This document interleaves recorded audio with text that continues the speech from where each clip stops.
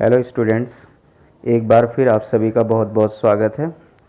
इस वीडियो में भी आपके लिए कुछ बहुत ही इम्पॉर्टेंट ऐसे सेंटेंसेस लेकर आया हूँ जो पैसिव वॉइस में चेंज करने के लिए बहुत सारे एग्ज़ाम्स में पूछे जाते हैं और बहुत सारे स्टूडेंट्स इनको चेंज करने में गलती करते हैं।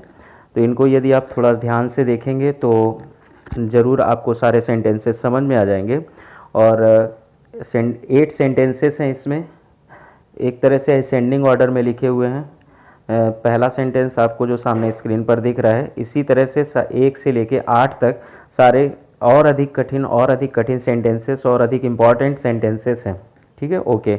तो चलिए शुरू करते हैं। देखिए, पहला सेंटेंस जो आपके सामने स्क्रीन पर दिख रहा है, students had better practice English. इस सेंटेंस में मॉडल ऑक्सिलरी वर्ब के रूप में हैड बेटर लिखा हुआ है। जब किसी भी सेंटेंस में आपने देखा होगा जो modal verbs can, could, may, might, इस तरह से जब वर्ब्स होती हैं सेंटेंस में और हम उनको पैसिव वॉइस में चेंज करते हैं तो उनके साथ में बी का प्रयोग करते हैं और थर्ड फॉर्म यूज़ करते हैं। तो जब भी किसी सेंटेंस में हैड बेटर लिखा होगा, केवल had helping verb past indefinite past perfect tense में होती है, बट यहाँ पे हैड बेटर लिखा हुआ है। हैड बेटर ये मॉडल ऑक्सिलरी वर्ब है ना। मॉडल ऑक्सिलरी वर्ब जैसे can, could, may, might, would, should, ये सारी होती है। तो उनमें जैसे आप बी के साथ में थर्ड फॉर्म यूज़ करना होगा।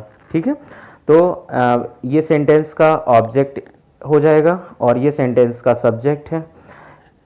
First of all you will write object of the sentence. आपको ऑब्जेक्ट लिखना है। Had better will be change into had better B. ठीक है, हैड बेटर बी में चेंज हो जाएगा। और प्रैक्टिस जो वर्ब है उसका थर्ड फॉर्म आपको लिखना होगा। बाई स्टूडेंट्स लास्ट में लिखेंगे। इस तरह से पूरा आंसर आपका हो जाएगा। English had better be practised by students. Okay, next sentence number 2। I am supposed to type the letter. I am supposed to type the letter. This is also very special sentence. बहुत सारे exams में पूछा हुआ sentence है ये, बहुत सारे exams में पूछा गया है। इसके पैसिव वॉइस में चेंज देखिए, आई एम सपोज्ड से सेंटेंस स्टार्ट हो रहा है, तो आपको ये ध्यान रखना होगा when a sentence starts with I am supposed and you are asked to change that sentence into passive voice, what will be the structure. Structure is before you, आपके सामने स्ट्रक्चर लिखा हुआ है।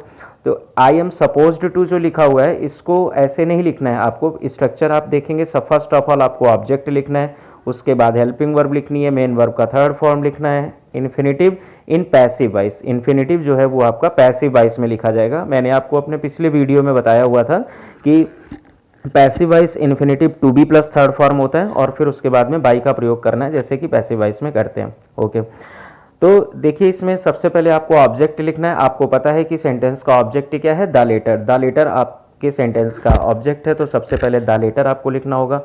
हेल्पिंग वर्ब एम लिखा हुआ है, you know that is am are होता है, तो वो उसी तरह से आपको इज एम आर ही यूज़ करना होगा। तो हेल्पिंग वर्ब यहाँ पर according to the letter is हो जाएगा और मेन वर्ब का थर्ड फॉर्म लिखेंगे। अब देखिए ये सेंटेंस आपका जो इसमें मेन वर्ब सपोज्ड लिखा हुआ है बेटा, है ना, ये जो टू टाइप लिखा हुआ है, this is not main verb, this is non finite verb. Finite verb आपकी ये है जिसको मेन वर्ब भी कहते हैं।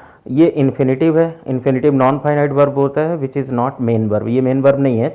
तो इसलिए सपोज्ड का थर्ड फॉर्म आपको लिखना है और ऑलरेडी वैसे भी सपोज्ड ये थर्ड फॉर्म ही लिखा हुआ है। ठीक है, इन्फिनेटिव इन पैसिव वॉइस लिखना है, तो जो टू टाइप लिखा हुआ है आपको बताया गया था कि जब इन्फिनेटिव पैसिव वॉइस में लिखना होता है तो हम क्या करते हैं, टू बी प्लस वर्ब का थर्ड फॉर्म लिखते हैं। तो यहाँ पे जो टू टाइप लिखा हुआ है ये टू बी टाइप्ड पे चेंज हो जाएगा और फिर उसके बाद बाई के साथ में फिर सब्जेक्ट लिखेंगे। तो आंसर इसका फाइनली क्या हो जाएगा, नीचे आंसर लिखा हुआ है, the letter is supposed to be typed by me. The letter is supposed to be typed by मी।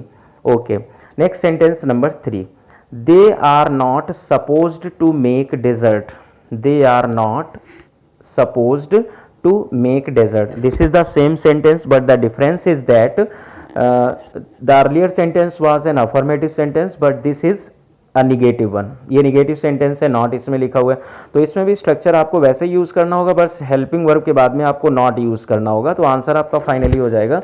सबसे पहले क्या बताया गया था, आपको ऑब्जेक्ट यूज़ करना है, उसके बाद हेल्पिंग वर्ब। यहाँ पर आर लिखा हुआ है, बट यहाँ पर डिजर्ट के अकॉर्डिंग आपको इज लिखना होगा because this is singular number subject. After that not use करेंगे और फिर सपोज्ड, पहले से ही ये जो थर्ड फॉर्म लिखा हुआ है वही मेन वर्ब का थर्ड फॉर्म आपको यहाँ पे यूज़ करना है। Supposed to be made by them. To make जो लिखा हुआ था, ये टू मेक जो लिखा हुआ है ये इन्फिनेटिव एक्टिव वॉइस में, और आपको बताया गया कि पैसिव वॉइस में इन्फिनेटिव को लिखते हैं तो ये जो टू बी मेड, ये जो टू बी मेड लिखा है ये आपको पैसिव वॉइस में यूज़ करना होगा। इन्फिनेटिव को, टू बी मेड को आपको पैसिव वॉइस में लिखना है। आगे बाय देम लिख दिया जाएगा जैसा कि यहाँ पे दे लिखा हुआ है। Okay, after that next sentence number 4, one must do once duty. बहुत बहुत इंपॉर्टेंट सेंटेंस है ये, one must do once duty. Actually what is the speciality in this sentence, one लिखा हुआ है, इंडेफिनिट प्रोनाउन है, और यहाँ पर वंस लिखा हुआ है, इंडेफिनिट प्रोनाउन है, पजेसिव केस में यूज होता है वन के साथ में।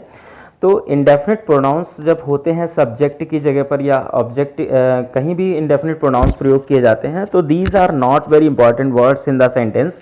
तो पैसिव वॉइस में कई बार इनको नहीं लिखा जाता, जैसे समवन होता है, एवरीवन होता है, एनीवन होता है, नोवन होता है, तो पैसिव वॉइस में इनको नहीं लिखते हैं।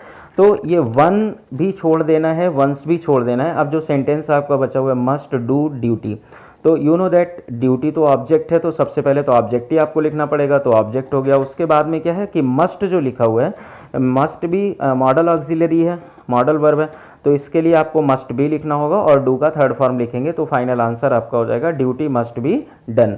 बाई वन नहीं लिखना है, या ये वंस ड्यूटी लिखा हुआ है तो यहाँ पर वंस ड्यूटी आपको नहीं लिखना है, ये ध्यान रखेंगे। ये आपको बहुत इंपॉर्टेंट सेंटेंस है और बहुत बार ये एग्जाम से पूछा जाता है।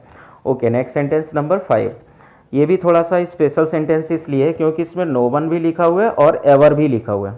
ठीक है, मैंने अभी आपको बताया हुआ था कि जब भी इंडेफिनिट प्रोनाउन होता है, नो वन भी इंडेफिनिट प्रोनाउन है, निश्चयवाचक सर्वनाम होता है, तो इसको भी नहीं लिखेंगे पैसिव वॉइस में। अच्छा, नो वन जब लिखा होता है तो पैसिव वॉइस में लिखेंगे नहीं, लेकिन उसके लिए नॉट का प्रयोग करते हैं।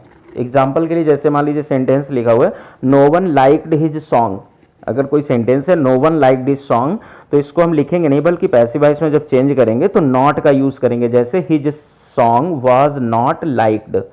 ठीक है, his song was not liked, तो नॉट कब लगाया, क्यों लगाया था, क्योंकि सब्जेक्ट में नो वन लिखा हुआ था और इसको हमें बाय नो वन लिखना नहीं, तो इसके बदले हम नॉट का प्रयोग करके सेंटेंस को निगेटिव बनाए रखते हैं।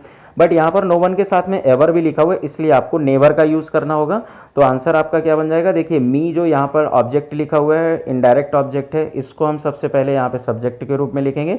I was never taught Hindi, I was never taught Hindi, was इसलिए आ गया क्योंकि यहाँ पर ये वर्ब जो लिखी हुई है past indefinite and simple past tense की वर्ब है। Okay, now next sentence number 6, anyone will rob you if you are not careful। this is a complex sentence, complex sentence है। anyone will rob you ये आपका principal, ये आपका principal class है। anyone will rob you ये principal class है। उसके बाद में if you are not careful, यदि आप केयरफुल नहीं हैं, if you are not careful, यदि आप केयरफुल नहीं हैं, ये आपका सबऑर्डिनेट क्लास है। ठीक है, अब सबऑर्डिनेट क्लास को हमें पैसिव वॉइस में चेंज तब करना होता है यदि वो चेंज हो जाए। अगर पैसिव वॉइस में चेंज नहीं हो पा रहा है तो उसको छोड़ देते हैं, प्रिंसिपल क्लास को पैसिव वॉइस में चेंज करना कंपलसरी होता है। या फिर ऐसे भी कह सकते हैं कि जो क्लास चेंज हो जाए, अगर कोई कॉम्प्लेक्स सेंटेंस दिया हुआ है, it is very sure that there will be a principal clause and one or more subordinate classes, तो इसमें से जो भी पैसिव वॉइस में चेंज हो सकते हैं, अगर प्रिंसिपल क्लास चेंज हो सकता है तो प्रिंसिपल क्लास आपको चेंज कर देना है, अगर सबऑर्डिनेट क्लास चेंज हो सकता है सबऑर्डिनेट क्लास चेंज कर देना है, दोनों हो सकते हैं तो दोनों चेंज कर देना है। तो इसमें पहला वाला क्लास जो प्रिंसिपल क्लास लिखा हुआ है इसको आप पैसिव वॉइस में चेंज करेंगे। एनीवन इंडेफिनिट प्रोनाउन है, लिखना नहीं है, तो क्या होगा, you will be change into will be, you will be robbed. Bye anyone नहीं लिखना है क्योंकि इंडेफिनिट प्रोनाउन है ना, इंडेफिनिट प्रोनाउंस नहीं लिखे जाते हैं पैसिव वॉइस में क्योंकि नॉन इंपॉर्टेंट सब्जेक्ट होते हैं। यू विल बी रॉब्ड, और आगे ये तो चेंज नहीं हो पाएगा ना पैसिव वॉइस में, you are not careful, to be verb का सेंटेंस है तो पैसिव वॉइस में कैसे चेंज करेंगे, तो ये सेंटेंस आपका सेम कंडीशन में ऐड हो जाएगा। ओके, उसके बाद में अगला सेंटेंस लिखा हुआ है it surprised me to hear someone had robbed you, it surprised me to hear someone had robbed me. This is also a compound sentence, ये सॉरी कॉम्प्लेक्स सेंटेंस, इसमें भी डबल क्लास है, मतलब दो तरह से लिखा हुआ है, दो क्लासेस लिखे हुए हैं। इट सरप्राइज्ड मी एक क्लास हो गया और दूसरा समवन हैड रॉब्ड यू, एक ये हो गया। ठीक है। तो दोनों पैसिव वॉइस में इसमें चेंज हो सकते हैं।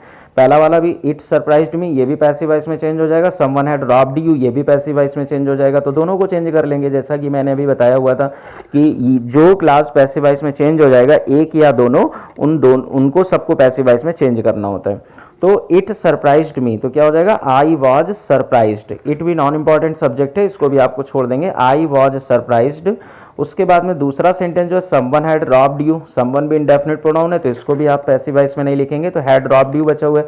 यू को पहले लेके आएंगे, हैड बीन में कन्वर्ट हो जाएगा, रॉब्ड थर्ड फॉर्म हो जाएगा, तो यू हैड बीन रॉब्ड हो गया। बीच में जो टू हियर लिखा हुआ था उसको हम सेम कंडीशन में वैसे ही नोट कर देंगे। तो फाइनल आंसर इसका क्या होगा, I was surprised to hear you had been robbed. Okay, now this is the last sentence. This is also very important sentence. Women like men to flatter them.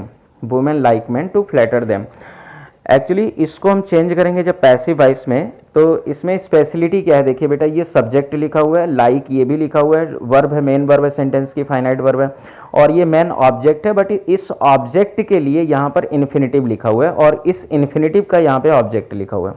ठीक है, object इस sentence में दो object हैं, subject एक ही है, ध्यान दीजिएगा, इसमें सब्जेक्ट एक ही है, ऑब्जेक्ट एक ये ऑब्जेक्ट है और एक ये ऑब्जेक्ट है, दो ऑब्जेक्ट लिखे हुए हैं, ये इन्फिनिटिव वर्ब है। तो ऐसे सेंटेंस होते हैं तो उनको कैसे चेंज करते हैं पैसिव वॉइस में, सबसे पहले आपने सब्जेक्ट लिख दिया, फिर जो फाइनाइट वर्ब थी वो अपनी जगह पर बनी रही, फिर इन्फिनिटिव को आपको पैसिव वॉइस में नोट करना है। To flatter will be change into to be flattered, passive voice में इन्फिनिटिव लगेंगे, टू बी के साथ में वर्ब का थर्ड फॉर्म हो जाएगा, टू बी फ्लैटर्ड हो गया। उसके बाद में जो ये मेन लिखा हुआ था, ये इस वर्ब का सब्जेक्ट है, फ्लैटर कौन कर रहा है, मेन, तो इसलिए इस वर्ब का सब्जेक्ट है, तो इसलिए यहाँ पर बाई मेन यूज कर दिया जाएगा। ठीक है, अब इसी तरह का कोई सेंटेंस अगर दूसरा सेंटेंस लिखा हो, जैसे लिखा होगा कि I like him to help me, I like him to help me, तो इसको पैसिव वॉइस में कैसे चेंज करेंगे, I like to be helped by him, I like to be helped by him, इस तरह से आंसर बन जाएगा। So these all sentences are very important sentences. एक बार से फिर से इनको रिवाइज कर लीजिएगा। Thank you very much.